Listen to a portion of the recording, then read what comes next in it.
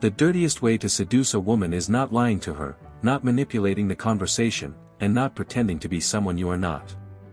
The dirtiest method is far worse for your ego. It is destroying once and for all the childish notion that being a nice man is enough for women to desire you, and realizing that attraction is a real game of value and emotional strength. While you try to be the right one, a compassionate, constantly available man, she feels just one thing: predictability. And predictability in the context of desire is the same as death. You live in battle with something you don't confess. You are scared of being considered wrong or too cold. So, you wear the mask of the perfect guy. You reply quickly. You are extremely polite. You agree with every single thing. You do everything you can to avoid becoming inconvenient. At the same time, you are addicted to female approval. You need the praise, the response, the look, and the like, since without it, you feel like you are worth nothing. And behind all of this, there is a hidden terror, fear of being rejected and fear of being identified as the man who tried and received a no.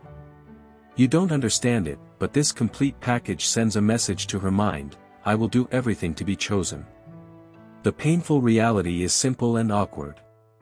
Women are not drawn to the man who trades himself cheap, who is desperate for attention, who is always trying to be perfect no matter what. They respond to contrast, to the concept that you have alternatives. They feel more attraction for the man who doesn't give up at the first opportunity, who doesn't need to show every moment that he's a nice guy, but who shows by his look and posture that he is there by choice, not desperation. Attraction is not formed from extreme niceness. Attraction is formed from an amalgamation of presence, unpredictability, and the power to say no. Robert Greene considers seduction an unspoken game of power. The most powerful seducer is not the comedian who entertains, not the servant who pleases, and not the young man who constantly asks if all is fine. The seducer builds emotional reliance through contrast and attention control. Rather than chasing, he makes the time work to his advantage. Rather than trying to make others happy all the time, he delivers exact doses of presence, silence, irritation, and calmness. He understands that her passion develops when she cannot fully decode him, when she feels she might lose him, and when she discovers he is not just another man in line hoping to be accepted.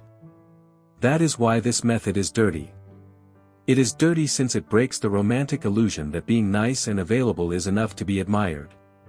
It is dirty because it forces you to look in the mirror and say, I didn't lose because they are jerks. I lost because I played without a plan, without psychological research, and without emotional calmness. The dirtiest way doesn't urge you to step on people. It needs you to get up from the ground, stop begging for crumbs of recognition, and begin to cope with expectations, scarcity, and masculine presence. And this is not just conversation. Studies in social psychology conducted at the University of British Columbia discovered that women find men who show confidence and just a little trace of self-importance to be more attractive in first contact photos than men who are excessively smiling, excessively sweet, or excessively submissive. In simple terms, what you believe is being a nice guy is always seen by her brain as weakness, as extreme desperation, as a lack of internal strength. Science confirms what real-world experience has revealed for many years: the man who places himself in a position of necessity loses before the game even starts. What I'm going to share with you in this video will totally dismantle the innocent nice guy mindset and give you a psychological strategy of attraction founded on contrast, enigma, and powerful calm. No cheap tricks, I'm going to teach you how to transform into the man who chooses, not the man who begs. The terrible mistake: trying to seduce by becoming too clean. You don't know how much you degrade yourself when you try to be a perfect person. Every moment you change your tone of voice so you don't sound arrogant, every moment you evaluate every word to avoid being misinterpreted, and every moment you say, "It's fine," when nothing is okay, you turn into less of a man in her eyes and more of a nervous candidate hoping for acceptance. Female desire does not arise from continuous softness but from a blend of calmness and presence. Being soft by itself turns into emotional submission, and emotional submission destroys any sign of intimate tension. This is the moment that undermines your presence. You show yourself as a perfect guy, but too perfect to be admired. You believe excessive kindness represents maturity, that endless availability indicates interest, and that lack of disagreement reveals character. But in the psychological concept of attraction, it signifies something else. It signifies you are scared of losing, scared of being rejected, and scared of exposing your shadows and being considered insignificant. This fear shows up in your smile, in your response timing, and in how you adjust your posture while she comes close. And when she notices fear in you, she does not feel desire. She feels predictability. And predictability destroys intuition.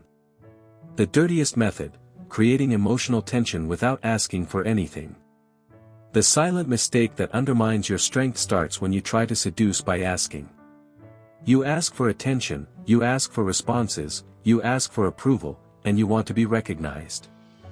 Your actions, your messages, and your reaction timing, all of it exposes the dependency you try to cover up with a friendship. But in the game of attraction, the one who asks has already lost.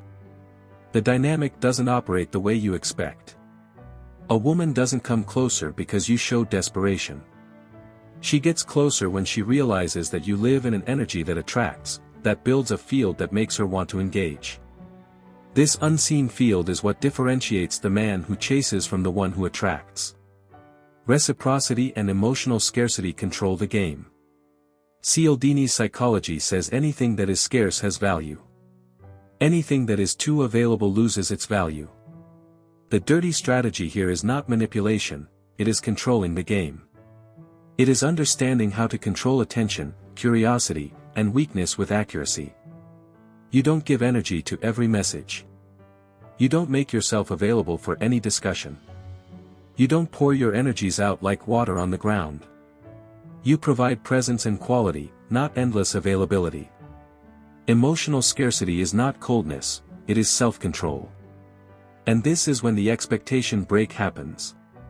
She is conditioned to a routine, men chasing her, men overly explaining themselves, and men trying to prove they are special.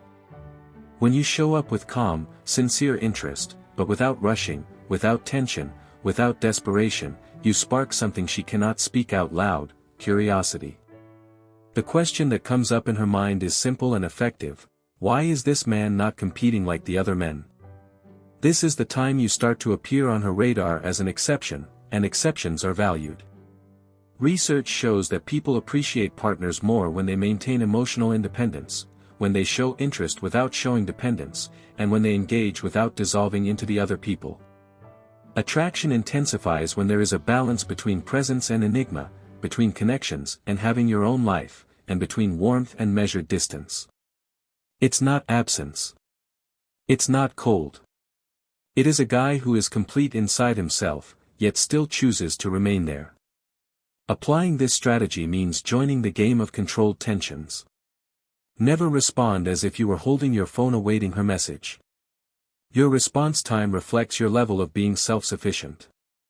Break the habit of constantly being pleasant with slight provocation, subtle contrasts, and gentle transparency, and when you notice that she shows interest, do not rush to close everything immediately.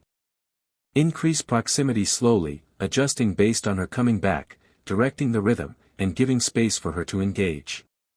It is this space that triggers attraction. It is this space that creates pursuit.